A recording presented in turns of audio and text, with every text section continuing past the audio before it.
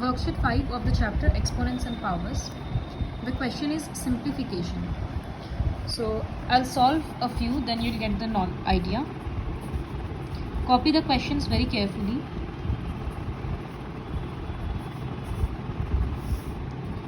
See, सबसे पहले bracket solve होगा. ब्रैकेट में यहाँ जैसे 2 है, पावर -1. -1 का मतलब क्या होता है? रेसिप्रोकल करना होगा. तो सबसे पहले 2 का रेसिप्रोकल 1/2. 3 टू द पावर -1, इसका मतलब 1/3. इस माइनस को यहाँ मत लिखना, इस माइनस का मतलब होता है रेसिप्रोकल. अब बाहर का ऐसे ही रखेंगे क्योंकि यहाँ एलसीएम लेकर ऐड करना होगा.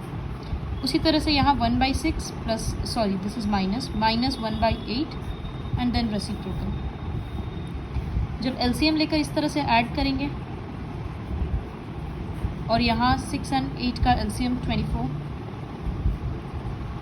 डिवाइड करेंगे 3, 1 into 3 3. So this is 5/6 to the power -1 plus 1/24 to the power -1.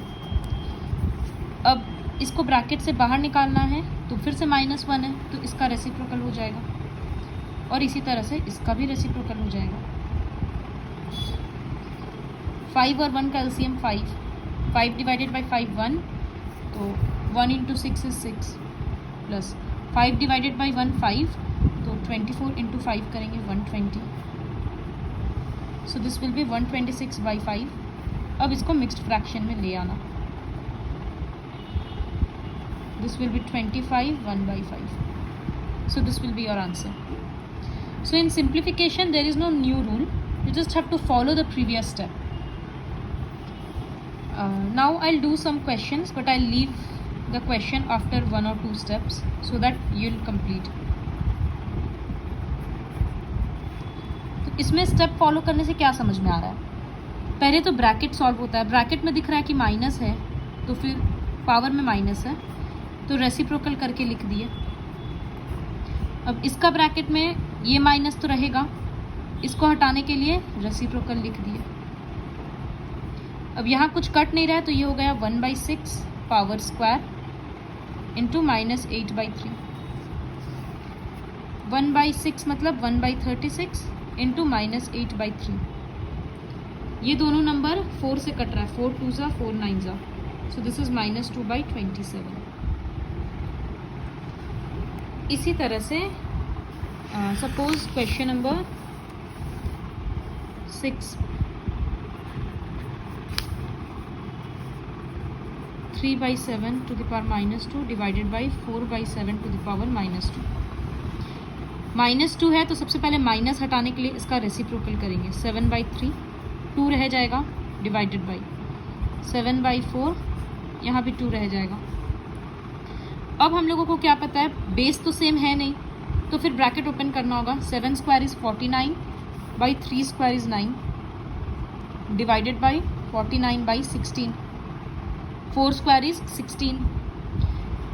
फिर क्या करना होगा, डिवीजन के बदले इनटू और सेकेंड नंबर का रेसिप्रोकल, जो फ्रैक्शंस में रैशनल नंबर्स में रूल होता है. So this is 16/9. अब इसको मिक्स्ड में लिख लेना है. इसी तरह से सारा क्वेश्चंस कंटिन्यू करना है. Now I will do suppose question number 10. हर एक क्वेश्चन को खुद से ट्राई करना बहुत ज़रूरी है इसमें.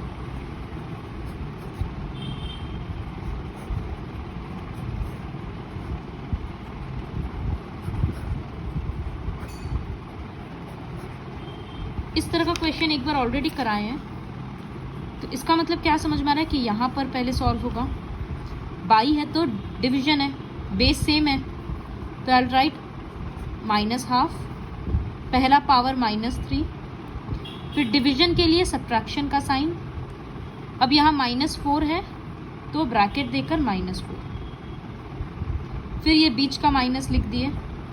इसी तरह से यहाँ पर -12 लिखेंगे, -5, डिवीजन है तो माइनस और उसके बाद ये पावर -6. तो अब यहाँ क्या होगा -12, ये -3 और ये +4 हो जाएगा. इसी तरह से यहाँ -12, ये माइनस लिखना मत भूलना, यहाँ -5 और +6 हो जाएगा. तो ये क्या हो रहा है, minus half to the power 1 हो जा रहा है, जिसको नहीं लिखेंगे तो भी चलेगा, लिख सकते हैं। फिर यहाँ माइनस हाफ, यहाँ भी पावर 1 हो जा रहा है। तो अब जब ब्रैकेट ओपन होगा तो ये डबल माइनस प्लस हो जाएगा, तो इसका मतलब माइनस हाफ और प्लस हाफ कैंसिल होकर answer is 0. So the first step was to subtract the two exponents because the bases were same. So like this you'll complete the first question. Try each and every question. जैसे यहाँ पर base same है तो हम लोग यहाँ पर subtract कर सकते हैं पावर्स को। अब यहाँ बेस सेम नहीं है तो 1/2 1/5 फिर डिवाइड करेंगे। यहाँ बेस सेम है तो सबको ऐड कर सकते हैं, -3 +2 +3, इस तरह से सबको ट्राई करना है। Now question 2 to 5 I'll solve in the next class. So starting with question number 6, find the value of x so that, तो x का वैल्यू हम लोग ऑलरेडी निकालना सीखे हैं। I'll do this question number 4, -6/11 to the power x divided by -6/11। Question को लिखते वक्त बहुत ध्यान से लिखना है ताकि कोई भी माइनस मिस ना हो जाए, कोई भी पावर गलत ना लिखा जाए।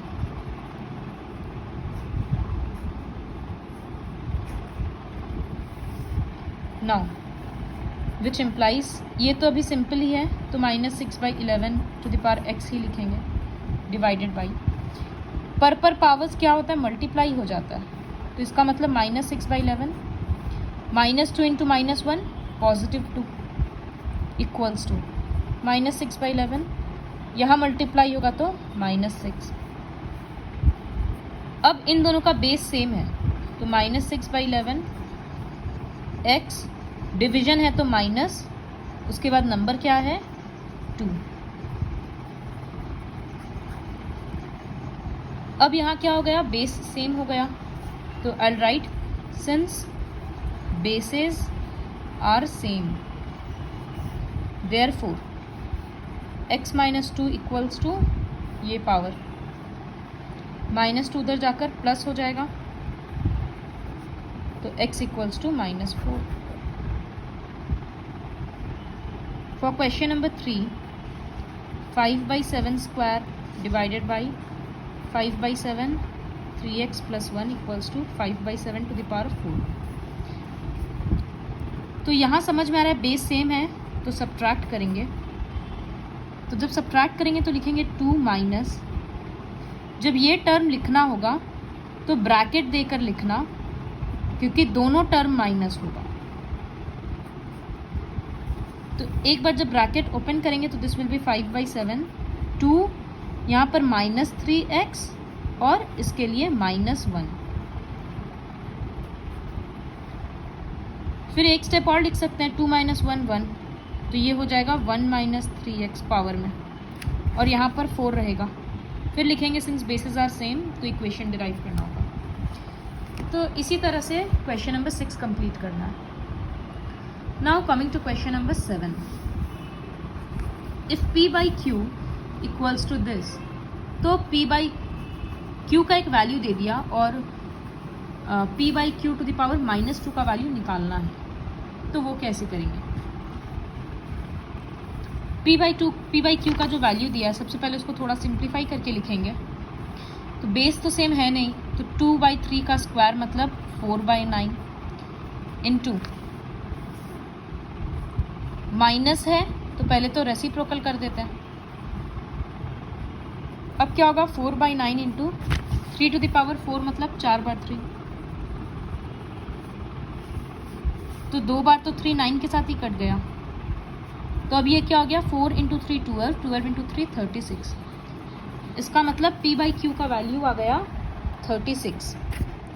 तो इसका एक सिंपल वैल्यू आ गया। नाउ क्वेश्चन में क्या था, p/q टू द पावर -2, तो इसका मतलब है 36 to the power -2, this is equals to 1/36 square, तो 1 × 1/36 × 36, फिर 36 × 36 जितना आएगा वो लिख देंगे। इसी तरह से question number 8, a equals to 3/5 to the power -2 divided by 7/5 to the power 0। पहले a का वैल्यू निकालना होगा। माइनस हटाने के लिए 5/3 का square divided by anything to the power 0 is 1 तो 1। तो अब यहाँ और सिंप्लीफाई करके a का वैल्यू निकालो, फिर a टू द पावर -3 का निकालो। So with the help of this video, you'll have to complete question 1, 6, 7 and 8.